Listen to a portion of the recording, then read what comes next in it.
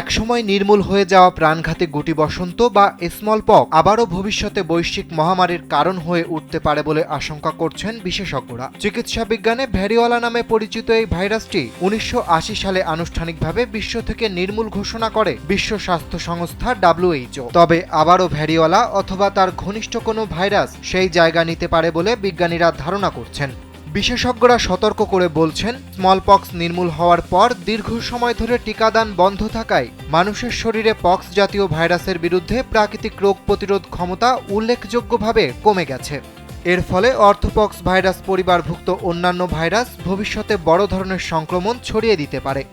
এই ভাইরাসগুলোর মধ্যে রয়েছে বর্তমানে পরিচিত মাঙ্কি পক্স, পাশাপাশি তুলনামূলকভাবে কম পরিচিত কাউপক্স, বাফেলো পক্স এবং ক্যামেল পক্স। বিশেষজ্ঞদের মতে এসব ভাইরাস স্মলপক্সের শূন্যস্থান পূরণ করে নতুন বৈশ্বিক স্বাস্থ্য ঝুঁকি তৈরি করতে পারে। এর আগে শুধু বিংশ শতকে স্মলপক্সে বিশ্বজুড়ে প্রায় 50 কোটি মানুষের মৃত্যু হয়েছিল, যা মানব ইতিহাসের অন্যতম ভয়াবহ মহামারী হিসেবে বিবেচিত।